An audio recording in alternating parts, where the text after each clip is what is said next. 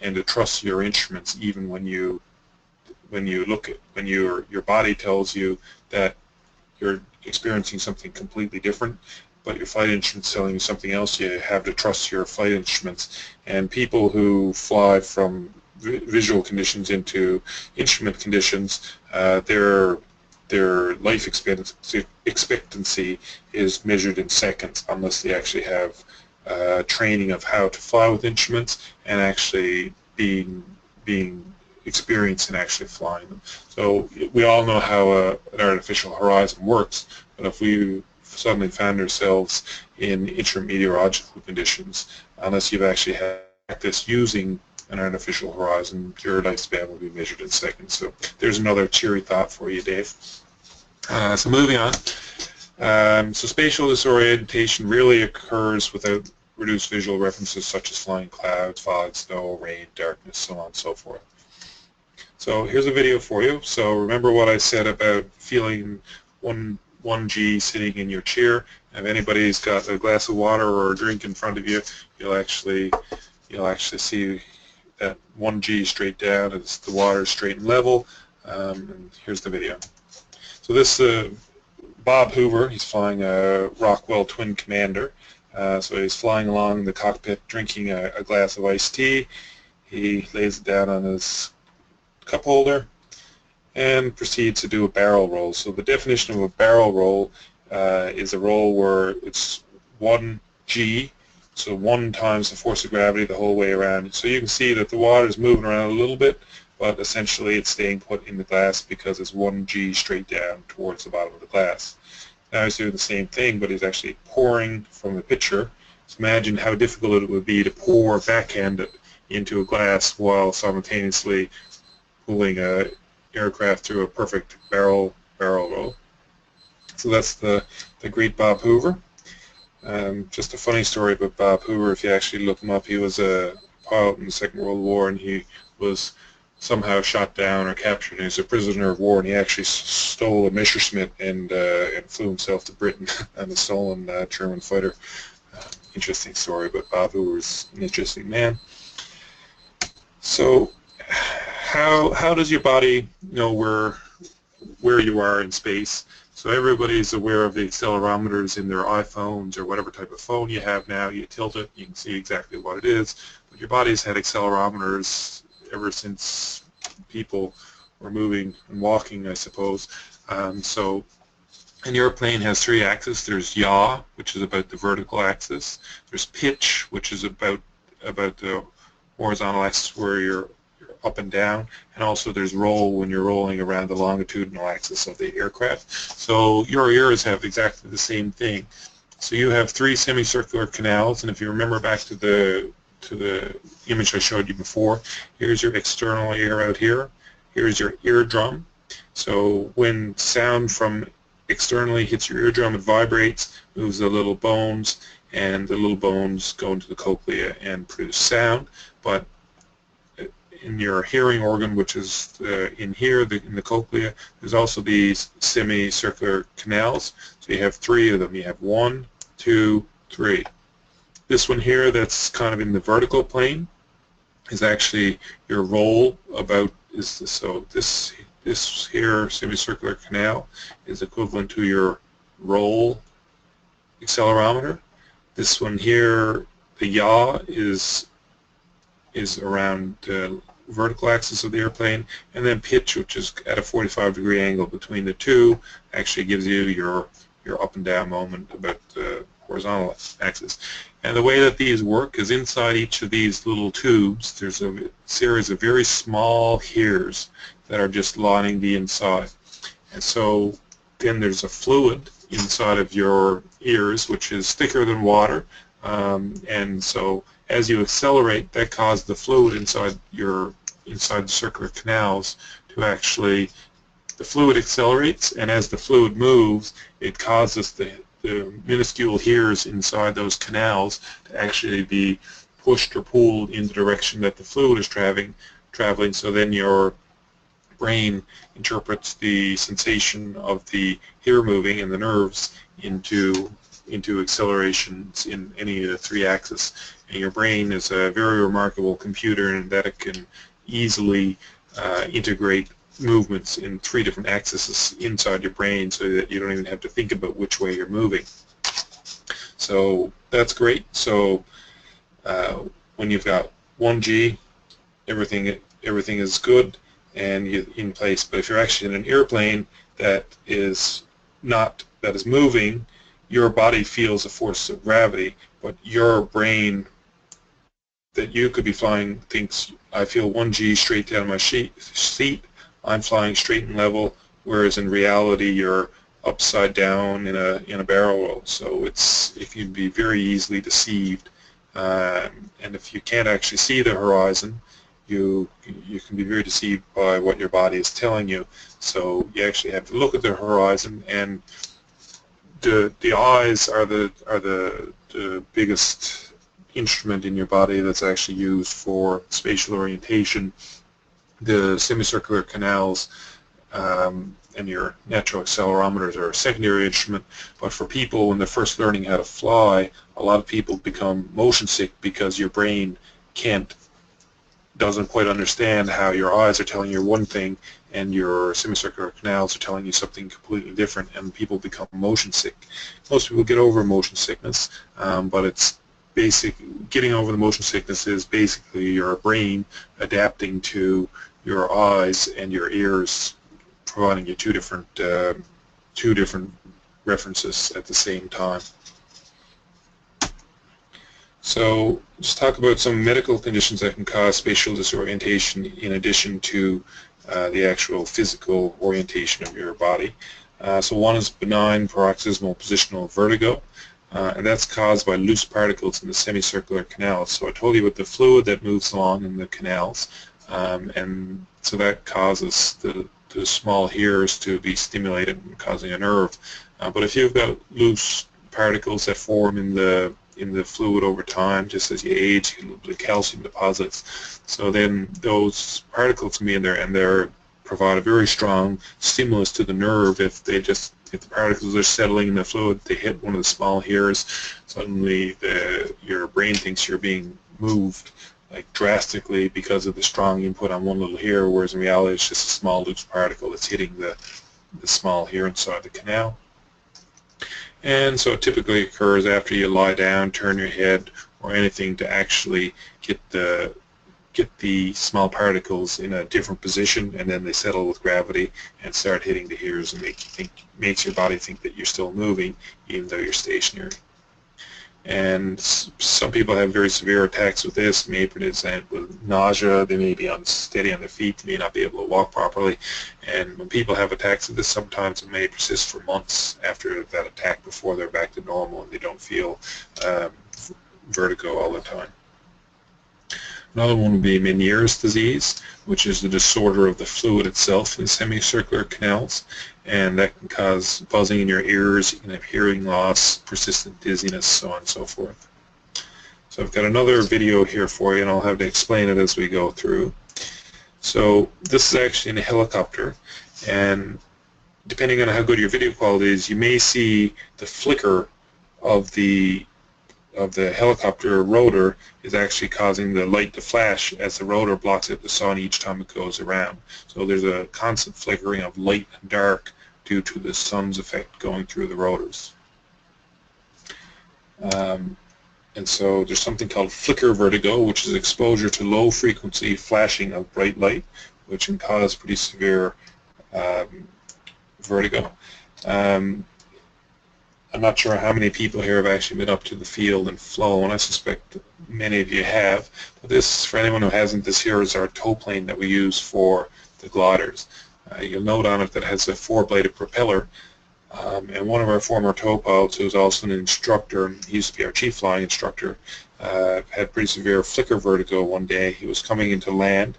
He was landing on runway 26, going to the west. It was in the evening. He was flying into the setting sun, and so the setting sun was directly ahead of him at the runway.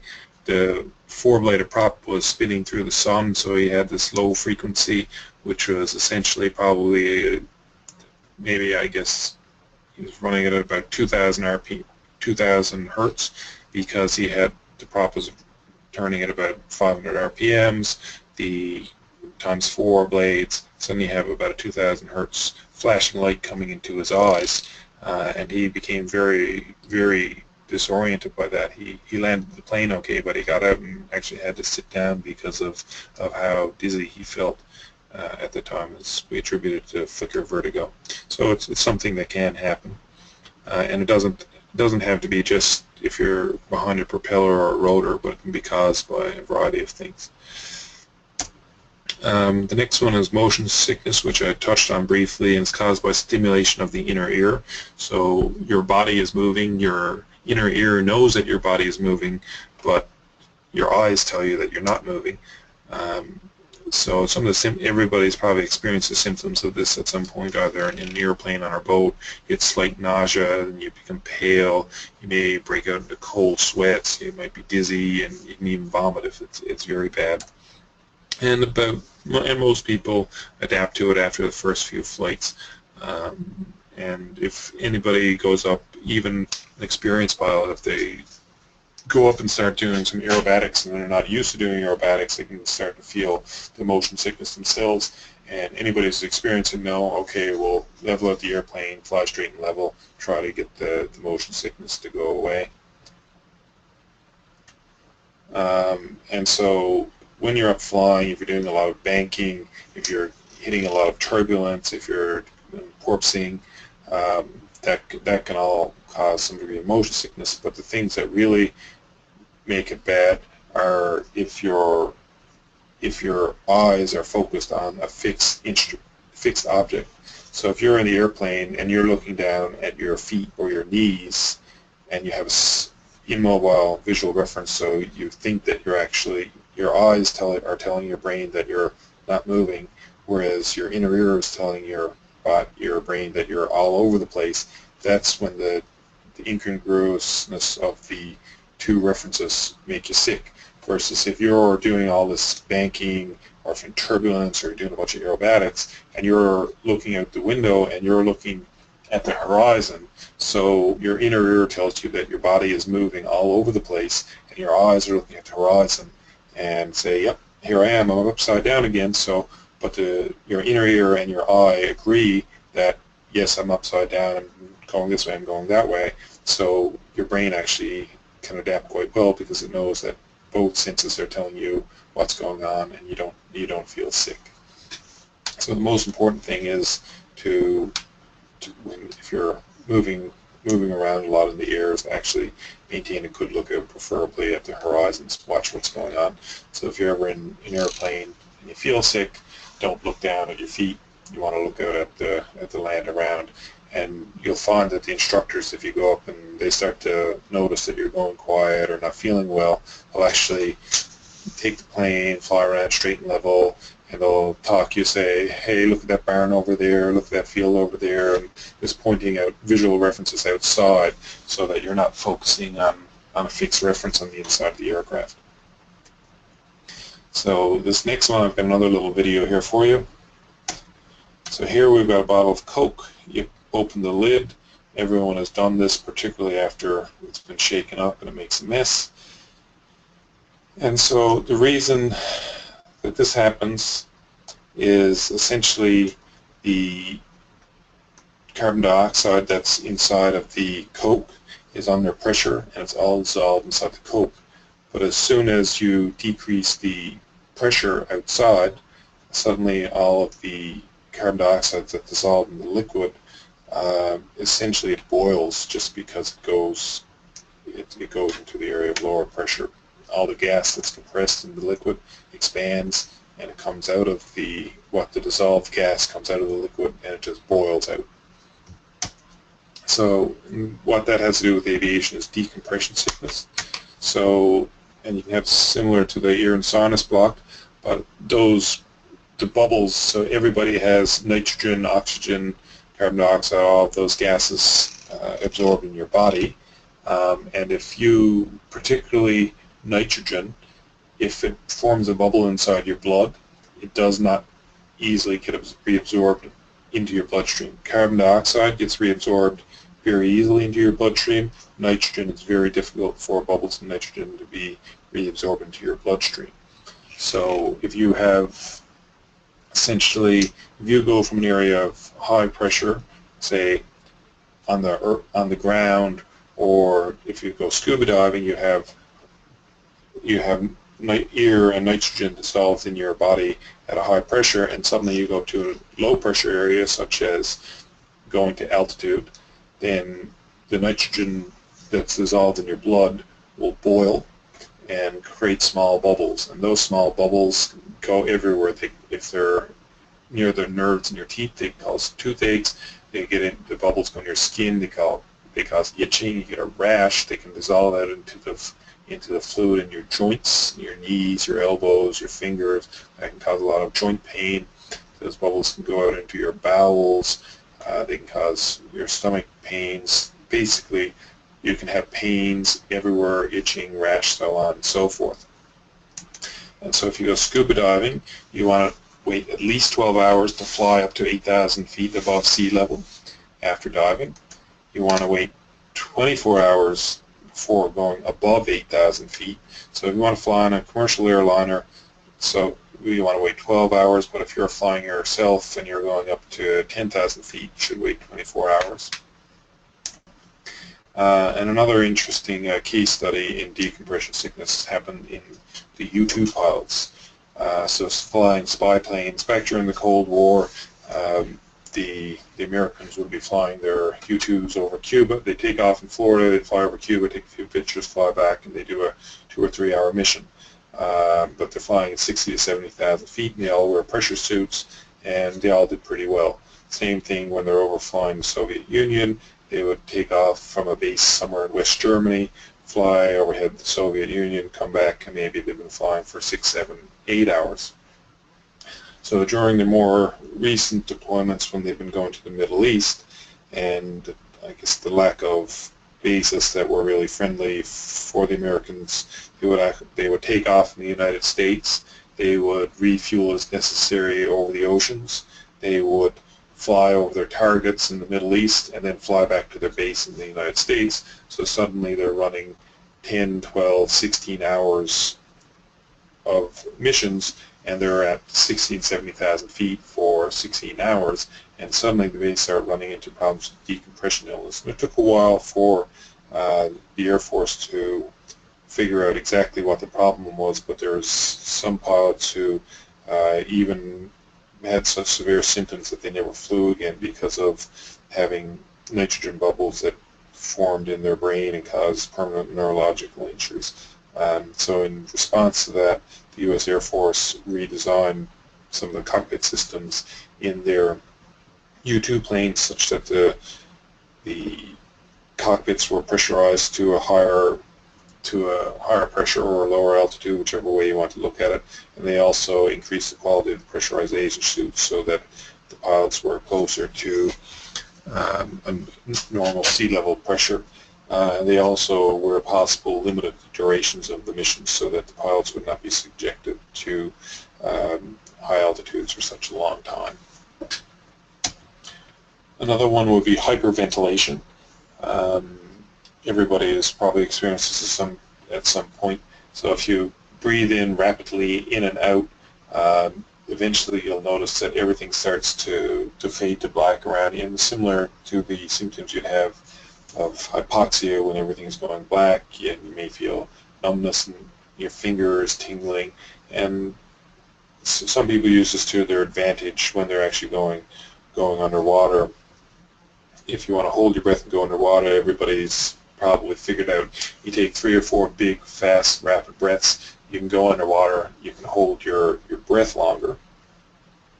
And the reason, when you hyperventilate, your body has more than enough oxygen. Your body doesn't actually need all of the oxygen that comes in with each breath. However, the reason that you breathe as quickly as you do is to get rid of all the carbon dioxide that's built up in your body from your metabolism.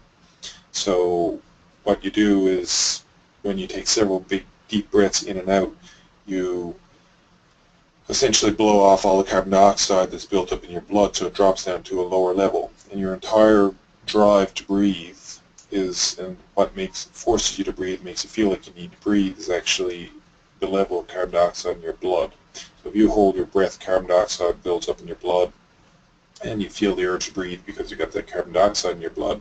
But if you hyperventilate, you blow off all the carbon dioxide, then your need to breathe can be suppressed for 30 seconds or a minute or however long you want to wait. So people who do these deep diving exercises where they do a huge amount of ventilation, hyperventilation before doing a deep dive, going down to 100 meters or however deep they go, they can hold the breath for a long time because they hyperventilate and suppress their urge to breathe by getting the carbon dioxide levels low. Sometimes these deep divers just go down and they drown at depths. And the reason that happens is because they suppress their urge to breathe for such a long time by getting rid of the carbon dioxide. They suppress their urge to breathe for such a long time that their body actually runs out of oxygen. They pass out from hypoxia. That's why free divers actually drown, is because they run out of oxygen, but they're not conscious of it because they have suppressed their urge to breathe to such a large extent. So how is this really applicable to flying, you may wonder. And if you ever find yourself in a stressful situation when you're flying, if you're doing a complicated procedure, trying to come into land, or if you're lost or you don't think you're going to make it home to the field, you may have a little bit of a panic and you start to breathe fast, and you can actually breathe out all that extra carbon dioxide that you have and cause the symptoms of numbness and tingling and seeing everything starting to fade to black and feel like you're choking because your carbon dioxide level has gone so low that it changes the acidity of your blood and can cause these symptoms. And eventually you can have incapacitation because of the degree of hyperventilation that's caused by panicking in particular. Okay, so then the next one I was going to mention was blood donation. So in somebody who's completely healthy, when you donate a unit of blood, you've got more than enough red blood cells to transport the oxygen around your body, but you do use some fluid, and within several hours the fluid that you donated in the blood is replaced, and then it'll take a week or a couple of weeks or several days to replace the blood cells that you gave.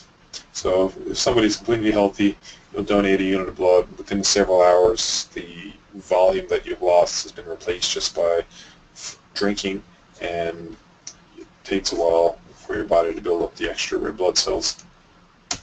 But in some others, donating blood makes you just feel unwell in the circulation that could last for several days.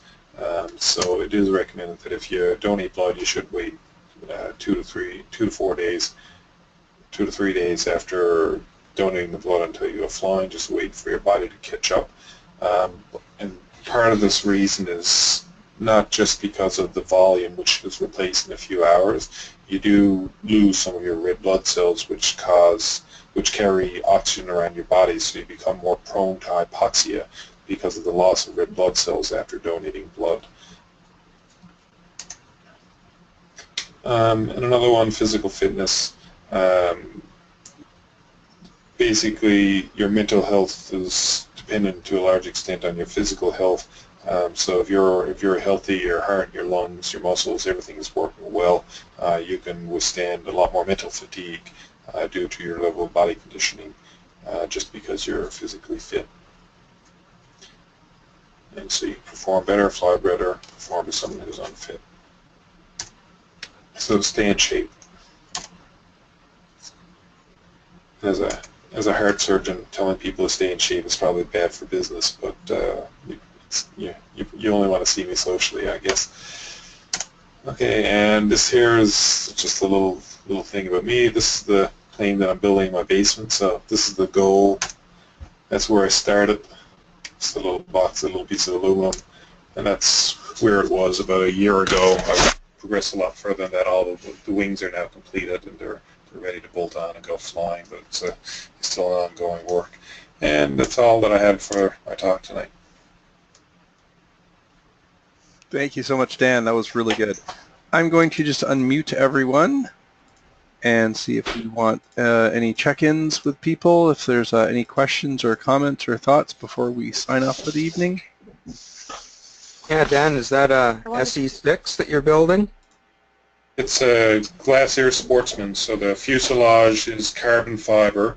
There's a chromoly steel frame basically around the occupants. It takes the load of the wings, the engine, and the landing gear, and they're all into a chromoly steel frame. Then it's a non-structural carbon fiber fuselage forward. The tail boom is structural carbon fiber. The wings and vertical surfaces are aluminum. Cool. Yeah, it looks like a nice plane.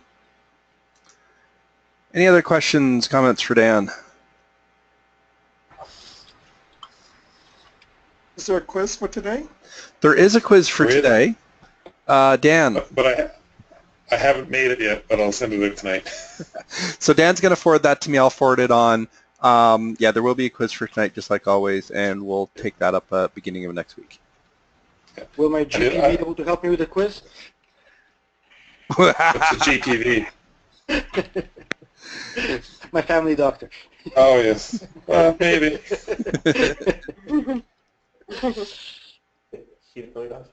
Okay. So I think that covers it. As always, you can fire me an email, or you can email Dan directly if you have any questions to follow up, and we'll see everyone virtually next week. We've got 2 more sessions left. The next one is going to be navigation, and then we're going to finish out with some decision making. Okay? So we'll see you all next week. Have a good, safe week. Good job, Dan. Good presentation. Thank you, Dan. Thank you, David. Thanks. Good night. Bye.